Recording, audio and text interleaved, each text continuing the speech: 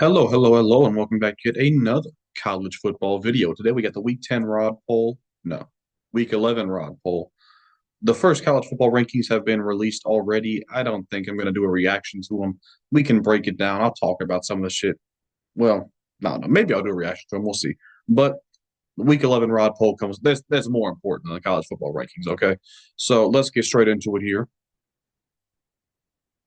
A couple huge games last week. And we're going to start off with what I think is really the most important thing here. First thing I really want to talk about is Penn State. I had Penn State as my number 11 team going into this game. I think I was dead on the money with that. I have said, this is the thing about Penn State.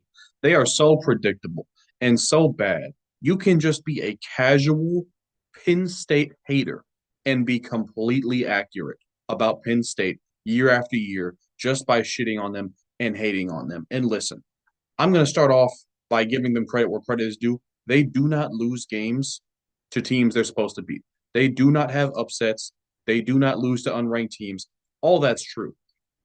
But that doesn't stop them from having some really bad wins, too. Have we forgotten that they beat Bowling Green by one touchdown at home and they had to come back in that game? Have we forgotten that they just had to go life and death with a bad USC team and win that game in overtime? Penn State has not even looked like a top 10 team this year. But for some reason, they were ranked all the way up at like number 3 when they hosted Ohio State. Get out of here. Penn State has looked very bad this year, not cultivating, climating and whatever, peaking in a horrible, terrible performance against Ohio State at home yet again. They lose. And this makes, I don't even know how far or how accurate this is going to 2022, but I know for a fact the last four times Penn State has played a top 10 team this year against Ohio State, last year's bowl game against Ole Miss, last year against Michigan, and last year against Ohio State. Their last 4 games, they have lost all of those games, all of them. Ryan Day is 8-0 against James Franklin and Penn State. Penn State's offense failed to score a touchdown in this game.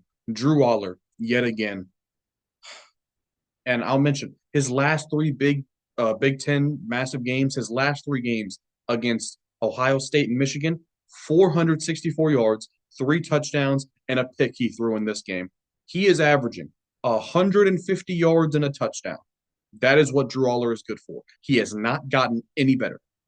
He is the exact same quarterback I thought he was coming into this year, and he proved it on the biggest stage against Ohio State at home. This offense could not score a touchdown. They brought in a new offensive coordinator to fix this offense and make it more creative with the play calling, and they shit the bed. They had it on first and goal, and they could not score a point. They had 2 trips to the end zone, to the red zone, I should say, and walked away with 0 points.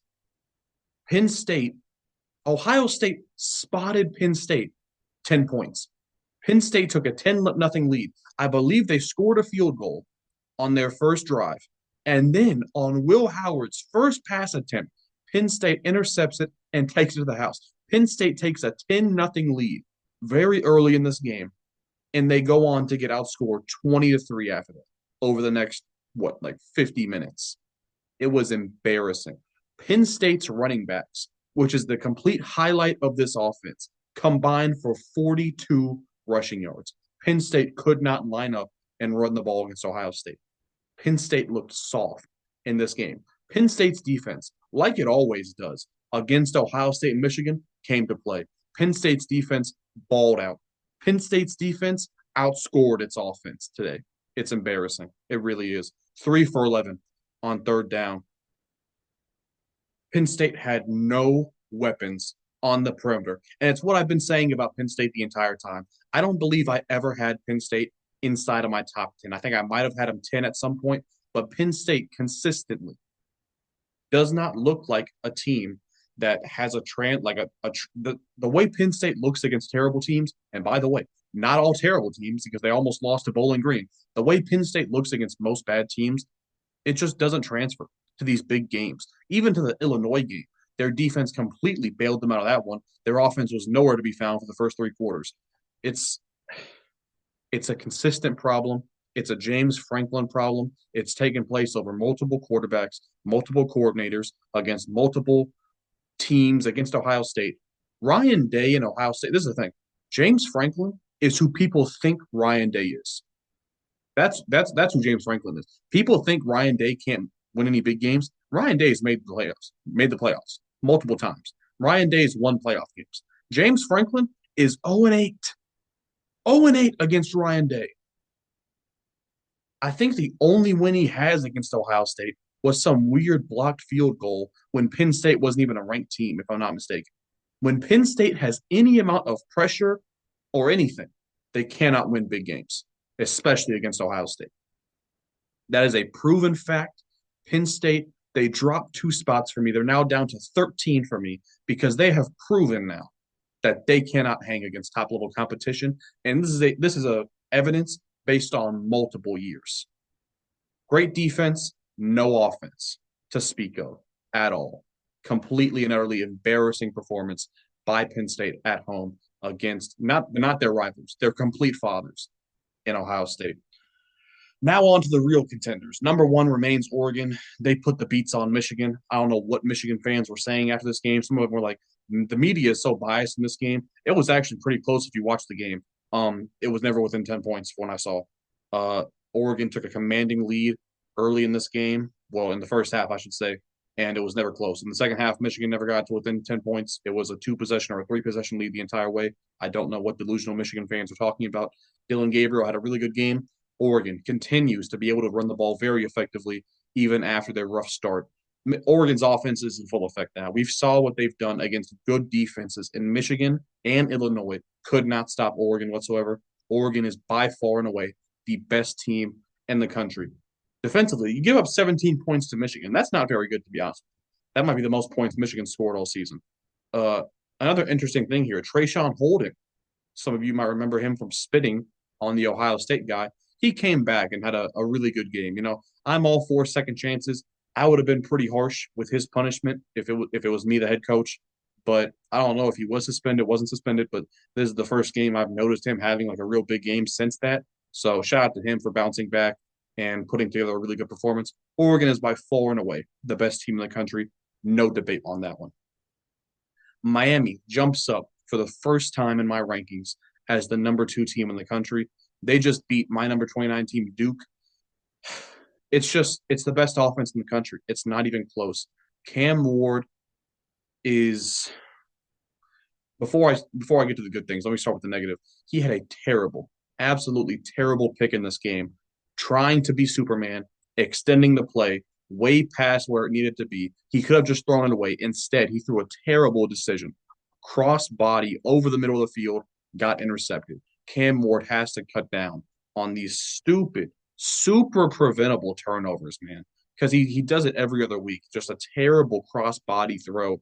I don't know why his coaches just don't have any balls to actually go up to him and tell him, hey, Cam, you cannot throw across the body. Stop. Don't do it. They just refuse to have any sort of like coaching ability and tell him to stop throwing across his body. But besides that, he had an amazing game. 400 yards, 5 touchdowns. Xavier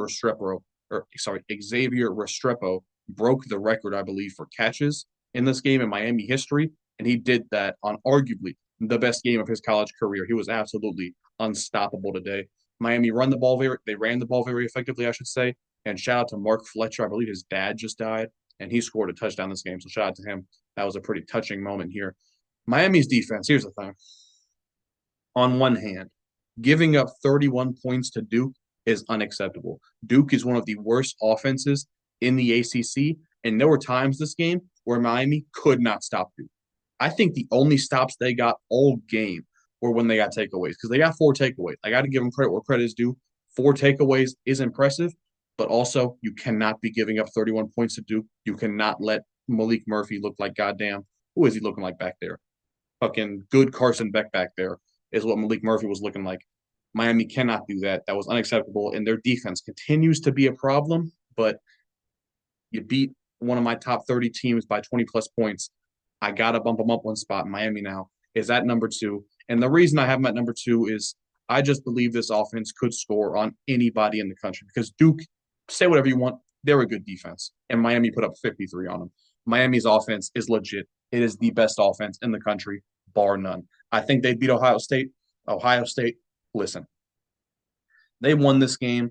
It was far from perfect. Will Howard, this is the thing about Ohio State this game.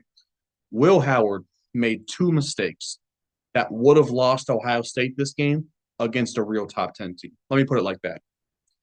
Ohio, you saw how small the the margin is when Ohio State played a real team on the road in Oregon. What lost Ohio State that game was Will Howard sliding 1 second too late. That's what lost Ohio State the Oregon game. Ohio State spotted Penn State 2 points, and Will Howard completely gave away two possessions with terrible turnovers. All of that took place this game, and Ohio State still beat Penn State on the road because Penn State's not that great of a team, and it's really not that great of a win if we're being honest with each other here. Ryan Day has never lost to Penn State. I mean, Penn State is a complete Ryan Day better be thanking his lucky stars that he gets to play Penn State every year because it's a free top 10 win for him every year. If he didn't get to play Penn State every year and have to play like a tough out of conference top 10 team, oh, brother, that would be very, very rough. But thankfully for him, Penn State's a fraud. James Franklin's terrible, and they get that free top 10 win on their resume every single year. The run game was the story here for Ohio State. This offensive line and this run game bounced back heavily after the Nebraska game. Travion Henderson, Quinshot Judkins combined for nearly 200 combined yards of offense. The offensive line just played a great overall game. The defense played well too. I understand I hate on Penn State's offense, and I say they suck, but Ohio State's defense is legit, and they've looked very good all season, except for the Oregon game. But I mean, this is kind of a no-brainer here. I know Oregon could beat Ohio State, and I think Miami could score 40-plus points on anybody. So Ohio State, Will Howard, he's looking a little bit concerning here, especially these last 2 weeks. Last week against Nebraska, they couldn't move the ball unless they had a deep shot. And this week against Penn State, Will Howard with two terrible turnovers. So keep an eye on that. I mean, they have to beat Indiana if they want to make the Big Ten championship game. I think they could still make the playoff at 10-2 while missing the Big Ten championship game. But I don't know, man. The Indiana game is tough. I am going to pick Ohio State, but that's looking a lot closer than I thought even a week or two ago. Number 4, we have Georgia. I'm not high on Georgia right now. I don't think they deserve to be ranked higher than Miami or Ohio State because they just haven't looked good. And I say they, I really mean Carson Beck. The defense has played very well for Georgia, really since the first half of the Alabama game, and I guess you could say against Mississippi State. Defense, 2 sacks, 2 takeaways. They ran the ball well. And I believe ETN got hurt early, so they were having to rely on guys like Nate Frazier. He picked up the slack. But Carson Beck, man, 3 more interceptions. I believe that's what, 10 interceptions in his last like 3 or 4 games, if I'm not mistaken. I think that's more than he threw all of last year. Carson Beck, we are witnessing the number 1 quarterback on everybody's board preseason fall into undrafted territory. Carson Beck is having one of the most disastrous seasons I've ever seen in college football. He cannot protect the football. And it's so weird because it comes out of nowhere. He literally will look like he's dealing on fire, perfect accuracy, great decision making. Oh, wait, terrible interception. Out of nowhere, unpredictable, just a horrible. And these are not tipped passes, okay? These are not batted passes at the line that end up no, he's reading the defense and he's throwing into double and triple coverage. I don't know what he's seeing. His confidence really does look shot. Like his body language and his expressions on the sideline. I don't understand how. I mean, I just don't get it. He literally has lost his confidence. So that is a massive concern for Georgia moving forward. And just talking about the game itself, I do not think Florida would have beat them if DJ Lagway stayed in the game. He only completed 2 passes for crying out loud. But it should be said that Florida was on their 3rd string QB, and Georgia only won by 14 points. This should have been an absolute blowout from Georgia's sake, and they had to fight back. They were down 13-3 at halftime. That was embarrassing. This is not a good win whatsoever. This is a terrible win for Georgia. I would say it's their 3rd terrible win of the season, including the Kentucky and the Mississippi State games. It's just Georgia can't keep going on like this. They play Ole Miss next week. I think the Georgia defense will be able to slow down the Ole Miss offense. But man, I mean, how many? I think the Ole Miss defense, honestly, is the best defense they'll play so far this season. And I'm just talking about Ole Miss's front seven. Maybe their secondary is not as good, but man, if they can't run the ball against Ole Miss, which most teams have not been able to do, it might be another rough game for Carson Beck. So Georgia sliding right now in my rankings. Notre Dame, I have at 5. It was a bye week for them. I Notre Dame is very lowly rated according to most places that you look at. And the thing here for me is pretty simple. Since Notre Dame has adopted this military school style of just hard nose, running the ball, limiting Riley Leonard's turnovers, they've become a much better team because they do have a top 5 defense in the country with or without Benjamin Morrison. That's worth pointing out. Now, that might come back to bite them in the playoffs when they have to guard these other teams' number one wide receivers. But in the regular season, it has not looked to hurt them as of yet. Jeremiah Love is the best player on this offense. Well, I mean, maybe just the best player overall. But Riley Leonard, when they're playing like Army, okay, and they're playing like a military school, Notre Dame, because playing like a military school, it works for some teams. But when you actually have top level talent like Notre Dame defensively down the lines of scrimmage and at running back and stuff like that, it actually is more, viable when it comes to beating these other top tier teams. And when I look at all these teams coming up here, starting off with Texas, they have real concerns offensively with their toughness on, their defense these last 2 games they've played. I think Notre Dame would beat Texas if they played tomorrow on a neutral site. So I have Notre Dame at 5. And talking about Texas here, they had a bye week. For some reason, man, this Texas offense just looks worse with Quinn Ewers than it does with Arch Manning. And listen, it's not their fault that they don't have a good win on their schedule. They didn't decide that Michigan and Oklahoma would be absolute garbage this year. On paper, those are both supposed to be good wins. But in hindsight, now looking back, they do not have an impressive win all year. They went life and death with Vanderbilt, which I'll give them credit. It's a good win. Vanderbilt's a ranked team for me, but they got fraud checked by Georgia, and we're 2 weeks removed from that, and they have not answered any questions in regards to that game. So Texas has a lot of digging to do before they get out of the hole from the Georgia game, but I don't think they're any closer than they were, 2 weeks ago. So we'll see what happens. And they have yet to really get the ball to their star players. Like Isaiah Bond has turned into a nobody in this offense.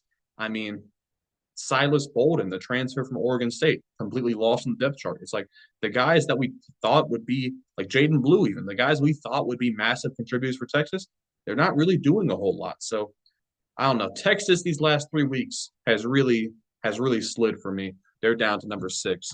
Number 7, I have Tennessee. They beat Kentucky. They did not have a lackluster performance following their win over Alabama. Nico, actually, you could say he had his best statistical game. I didn't watch this game, but just statistically speaking, Nico had his best game in 2 months.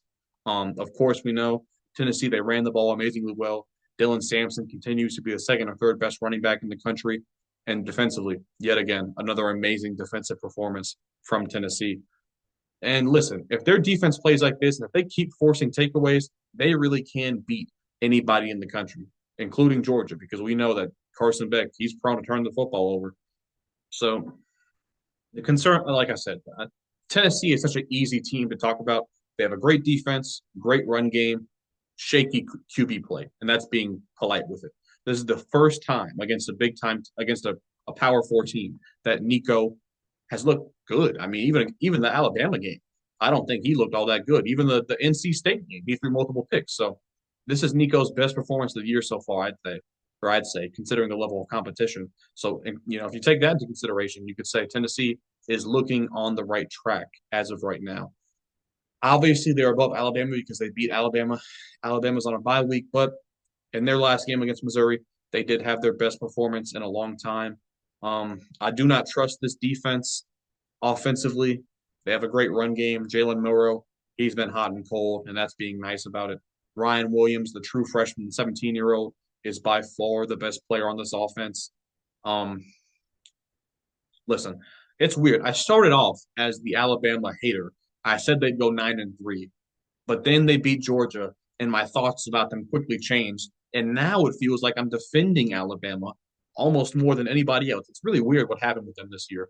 I still think they could go 9-3 this year with a loss to LSU, but I don't know. I just feel like against everybody else, because I feel like so many teams have been disappointing this year that I still think Alabama, I'd pick them against a lot of these other up and coming teams, such as Indiana. And listen, as good as Indiana is, and listen, I think Indiana probably deserves to be in the top 5 or 6 in terms of the college football rankings. But in terms of my rankings and how good I think they've looked, which is great, they've looked great against bad teams. The Nebraska game that we thought was going to end up being their prove it game, they made a big statement.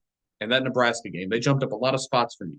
After that game, Nebraska's not good. Nebraska just lost to UCLA. Okay, unfortunately, and Indiana does not control that. They can only beat who's in front of them, and they've done a great job at that. They've won every game by double digits. Curtis Rourke has played amazing. Elijah Surratt, good run game, great defense. All of that is true. But in terms of my rankings, my personal rankings, I cannot put them higher than Alabama until I see them beat a ranked team. I mean, they haven't done that yet. They do it soon, or they have the opportunities to do so against Ohio State coming up.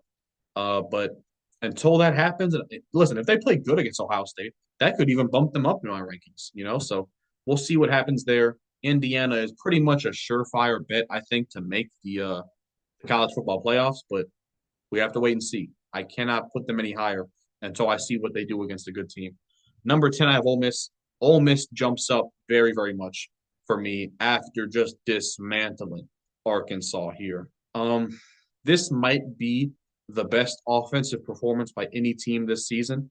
And listen, I know Arkansas's defense, they have looked very bad at times against LSU and against Oklahoma State. But hey, Arkansas's defense shut down Tennessee, absolutely locked them up. And Ole Miss had no problems in moving the ball. Jackson Dart with the best game of his career. 562 yards, 6 touchdowns, no interceptions. They didn't even need a good run game here because I think Henry Parrish went down at the end of the first half. I hope he's okay, but they did not even need to run the ball because Jordan Watkins, I've been wondering where the hell Jordan Watkins is this year. He just did not have a big impact up to this point. Guys like Juice Wells have been taking up his spot, even though they're doing nothing. Caden Lee basically swept in and took Jordan Watkins' role. But Jordan Watkins, he was playing the Trey Harris role this game, and boy, he had the best game of any wide receiver this season. 8 catches, 254 yards, and 5 touchdowns. Over 30 yards per reception. He absolutely eviscerated Arkansas secondary. And I think Jackson Dart at one point in the first half, 3 straight passes were touchdowns, and 2 of them were like 50-plus yard bombs to Jordan Watkins. It was ridiculous. And by the way, they say Ole Miss had 8 sacks this game. If last week's number is true, they said Ole Miss had 10 sacks last week. If that's true, that means Ole Miss has 18 sacks the last 2 weeks. They also got 2 takeaways. I don't know. I don't even care that they gave up 31 points to Arkansas. This game was over at halftime. Ole Miss's defense played great in the first half. That's all I care about. I don't care how many points you gave up. You won by 30. I'm not going to criticize the defense here. Ole Miss, man, if they just wouldn't have lost to Kentucky, their defense played so amazing. If they just would have beat bum-ass Kentucky, man, Ole Miss would be in everybody's top 6 or 7 right now. But instead, they lost that game, and they're having to climb back up slowly. But they have a chance, man. I'm telling you, nobody's giving Ole Miss a shot at home against Georgia.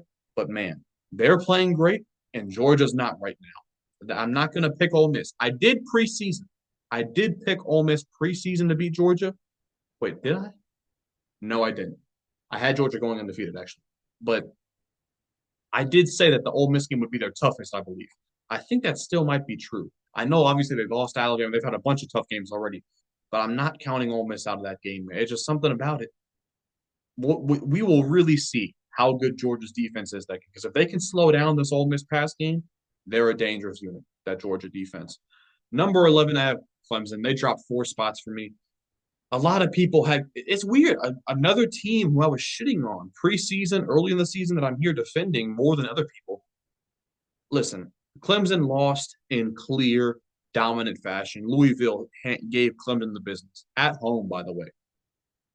I'm only going to drop Clemson 4 spots here because Louisville is a good team. But here's the concerning thing if you're a Clemson fan.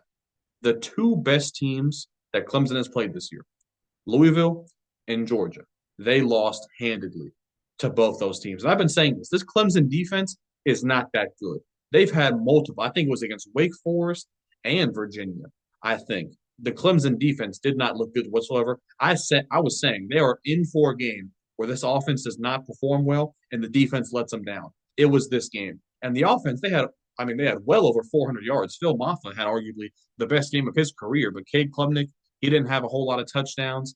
They failed to convert on some key opportunities, and defensively, 0 sacks, 0 takeaways. Think of all the good teams that have beat Louisville this year: Notre Dame, SMU, Miami, Clemson. Not even close. They lost handedly this game. And listen, I understand bumping Clemson, but when I look at the team, it's like, who do I bump Clemson down below? Like, listen, I don't think Clemson's a very, very good team. I really don't think they have a shot at the college football playoff. But it's like you look at the rest of these teams. A&M, I got at number 12. They just lost handedly. They lost in blowout, dominant fashion on the road at South Carolina. By the way, Ole Miss dominated South Carolina on the road. Just another tip in their cap right there. But A&M goes on the road after, a massive win at home against LSU, and they blow it. They had A&M had a clear shot, guaranteed. Write it in pen, write it in stone. A&M was going to be in the SEC championship game if they just beat South Carolina and Auburn, and they go and get embarrassed by South Carolina. The offense just did not come to play this game. I think Le'Veon Moss went down. Hopefully he's healthy. He's been great for them this year, but it's just not good enough. Not 20 points will not win you games in the SEC unless you're fucking Kentucky against Ole Miss. Defensively, their worst defensive performance under Mike Elko, and it's not even close. 530 yards allowed. South Carolina might have had 300 yards of rushing alone. I think they had multiple 100-yard rushers. No sacks by the A&M defense. 1 takeaway. It was just a terrible showing. So both these teams, Clemson and A&M, embarrassed by unranked teams. But I'm willing to give both of them a chance. Both of these teams lost in week 1 to top 5 teams in my personal rankings, and they just lost again the same time. Week 1 and week 10, they both lose at the same time. I'm going to give them both a pass. I'm going to give, fool me once, shame on you. Fool me twice, shame on me. They might have fooled me twice, okay? But I'm going to give them both. I'm going to give them the 3 strikes rule, okay? If either of these teams lose again, they're done for. And I'll even say if either of these teams have a bad performance, like if they have a bad win in their next game, I'm done on both these teams. They're on their final straw. We'll see what happens. A&M, they play a nobody, and Auburn, they should absolutely dominate both of those games. Clemson, I don't know. I think do they play SMU coming up? Listen, it's an uphill road for Clemson, but I'm going to give them both a shot moving forward here. Next up, I got Boise State at 14. Obviously, I had Penn State at 13. Boise, I watched this game. They absolutely demolished San Diego State. This offense, and more importantly, Maddox Madsen was the most impressive player from this guy. Ashton Jeanty had a good game, a really good second half, not a good first half. The first half was dominated by Maddox Mason in this pass game. And listen, I'm not saying this guy is a Heisman, anything like that, okay? But how easy his job is just by having Ashton Jeanty on the team. His 4 touchdown passes, guys, they were to wide open. I'm talking about he sat back in a clean pocket, patted the ball, and threw it to a guy who didn't have a defender within 10 feet on every single touchdown, it felt like. This was literally pitch and catch for Maddox Mason in the Boise State pass game. Like, it was easy. Man. And they were stuffing the box. They had 8, 9 in the box to try and slow down Jeanty. He got going in the second half. You could say stat padding a little bit, but, the game is the game. Defensively, lockdown San Diego State, 3 sacks, 2 takeaways. It was a really good performance by Boise. And by the way, this same San Diego State team, they went life and death with Washington State just a week ago. This is not some pushover. They're competitive with ranked teams, but Boise State just walked right through them for yet again another very impressive win. Colorado at 15 for me was a bye week. They jump up 2 spots. The story with Colorado is pretty simple. This last month or so, they've looked like, in my opinion, the best team in the Big 12. I know that's pretty controversial. considering we got undefeated teams like BYU still, Iowa State with just one loss. But if you look at what's been happening lately, you look at the big four preseason: Kansas, Arizona, Oklahoma State, Utah, all terrible. Kansas State just suffered their second loss. Iowa State just lost their first game. You got BYU. BYU and Colorado, in my opinion, the two best teams. But we'll get into that later. But I just think Colorado is playing the best right now. To be honest with you, the offense has found its rhythm. It's much more balanced now that they've established the run game. The defense is playing out of its mind. I got this number wrong. Let me get the right number for you. This Colorado does not have one sack and zero takeaways here. Let me get the right numbers for you in 1 second. But like I'm saying, this last month, including the wins over Arizona and UCF and Cincinnati, Colorado has just looked like a completely different team than the first 16 games of Deion Sanders' tenure, or 12 or 14 games, I should say. 1 second, let's see here. Get the correct numbers for you for Colorado's defense because it's a much improved defense. Nobody's talking about that. This defense has been good, very good the last month. Talk about it here. So Colorado's defense on the season has 22 sacks. That's a lot. Look at some of these other teams that are on bye weeks. 22 sacks. Keep that in mind. You got Alabama, 18 sacks. That's 4 more than Alabama. Notre Dame, 18 sacks. They have 4 more sacks than Notre Dame. Texas, 20 sacks. They have more sacks than every other of these ranked consensus top 10, top 15 teams that are on a bye week. This Colorado defense. And then takeaways. They have gotten 6 picks, 7 from, so 13 takeaways, 22 sacks, 13 takeaways. The defense has been playing very well. In terms I'm trying to do the math in my head real quick. I'm not going to be able to do the math in my head. 1 second. 61, 82, 113, 122, 150, 176. I'll do the math for you. 176 divided by 8. 22 points per game. Not bad, not great. It's a much improved defense. That's the point.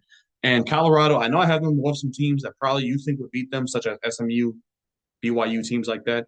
I just think on a neutral field, in like a playoff setting, a playoff atmosphere, Colorado is coming out on top over all of these teams below them. SMU, I have at 16. They beat on Pitt, their best win of the season by a mile. I know they beat teams like Louisville, but this Pitt team, undefeated, and SMU just rolled right over them.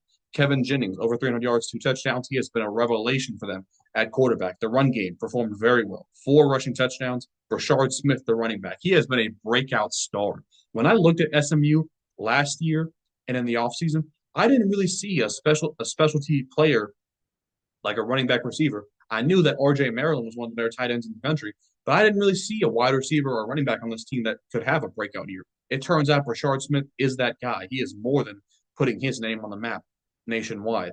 Defensively, 3 sacks, 2 takeaways. It's a great win. Massive offensive showout, and SMU now moves to 8-1, undefeated in the ACC. They look like they have a free shot now to the ACC championship game, and with their only loss being to undefeated BYU by like 3 points. So, in the grand scheme of things, SMU is sitting very pretty now to be potentially the second team from the ACC to make the college football playoffs. Number 17, I got LSU. They had their bye week. A&M losing in that type of fashion also does make LSU look worse now. Also, their loss to USC has aged terribly as well. So 2 bad losses. They do have a great win against Ole Miss, their signature win, but that really, in my opinion, just came from Ole Miss playing terribly. Garrett Nussmeier has been good. Obviously, no Jaden Daniels, but that's a tough task to fill. He's been more than serviceable. The run game has struggled. That's really the story with LSU for me. The running backs, they've kind of, found their guy lately in the Durham guy, but they couldn't run the ball against A&M. They now have a whole week to prepare for the Alabama game, and they need a massive showcase because it's an elimination game. If LSU, Bama, or Ole Miss lose a game moving forward, throw in A&M there as well. The playoff hopes are dead. All 4 of those teams, they have to win out if they want to win the playoffs. So this game between LSU and Alabama and between Ole Miss and Georgia, it's make or break for 3 out of those 4 teams.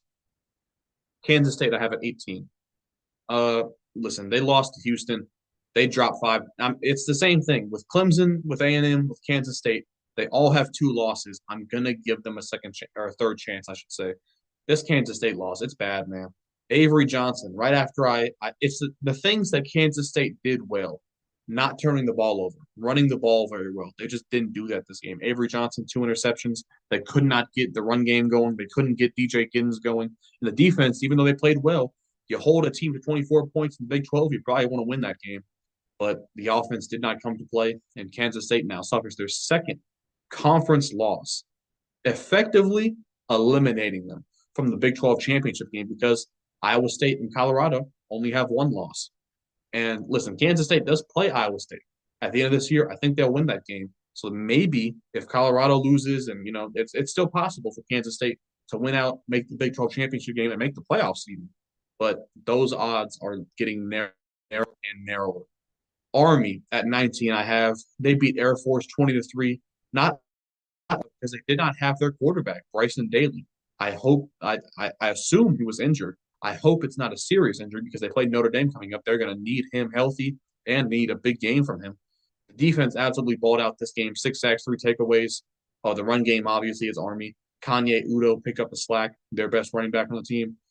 Over 150 yards, 2 touchdowns. It was a good win, a rivalry win. This could have been things could have got a little slippery here, but they pulled out the win to remain undefeated, one of the only remaining undefeated teams, and they move up 2 spots for me. Number 20. This is where I have BYU. Some people might be a little upset at that, but listen, I'm just going to stick to my guns here.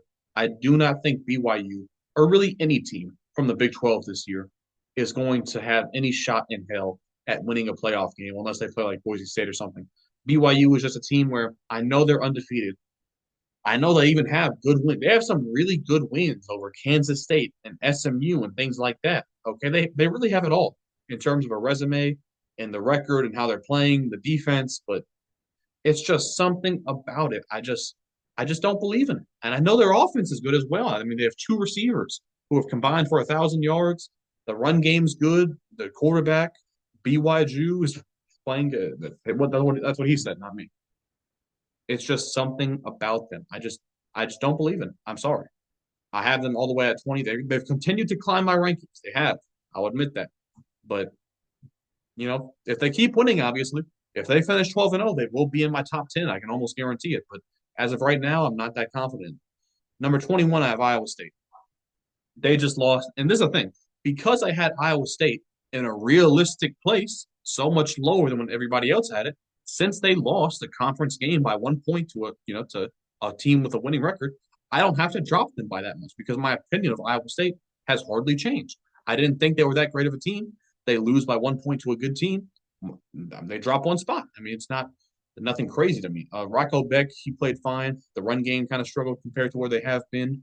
Jaden Higgins had a great game for him. And defensively, it's same thing with Kansas State. You hold a Big 12 team to 23, 24 points, you probably want to win that game. In both cases, the team's offense did not show up. So Iowa State, their first loss. Will it be their last? I don't know. Because like I said, they play Kansas State. The winner of that game with a great chance to go to the Big 12 championship game. I have Kansas State in that one. So I think we may see a situation where Iowa State starts off great and then kind of slides towards the end of the season. 22, I have Vanderbilt. They beat Auburn for now. What is that? Their third? Their third or fourth? I think it's their third conference win. Auburn, Kentucky, Alabama. Listen, Vanderbilt does not win pretty. It doesn't matter if it's Auburn, Kentucky, Ball State, Alabama. They do not win pretty, but they win. That's what they do. Diego Pavia, pretty much his identical stat line to what he's had all year. The run game has struggled. Just the overall players in this game struggled. But I think Pavia moves to 3-0 against Hugh Freeze in his career and now 2-0 on the season against teams located in Alabama. The defense, nobody is giving this Vanderbilt defense any credit. They completely shut down Kentucky and Auburn, multiple SEC teams, and they held Texas to under 30 points with 2, 3 takeaways. Please give this Vanderbilt defense some credit. They have been really the story of this team, in my opinion, even more so than the quarterback, Diego Pavia. So Vanderbilt moves up 3 spots for me, all the way up to number 22. And here's the difference I made right here. Since the college football rankings came out, I decided to drop it from my top 30 to my top 25. I just wanted to make it a little more realistic of teams that, really have a shot of making the playoff. Like my number 30th ranked team probably would have had like 3 losses or 4 losses. I'm not going to talk about that team in a realistic manner of making the playoffs. So number 23, I have Pitt. Like I said, all these undefeated teams, Pitt, Army, BYU, Iowa State, I was not overly high on any of them. So you got Pitt and Iowa State losing, but that doesn't really change my rank because I was realistic in my rankings of them originally. Pitt, they lost they lost convincingly to a really good team. I'm not going to drop in my rank. I thought SMU was better. I had SMU ranked higher. They played at SMU. I thought Pitt was going to lose this game, so it's nothing surprising to me that happened here. I'm surprised the quarterback didn't have a touchdown. I thought Pitt's offense maybe would have put up more of a fight, but they did not. Pitt's defense, coming off their massive performance against Syracuse, kind of shit the bed here. No takeaways after like what 5 or 6. So Pitt got punched in the mouth in this game. That's what happened.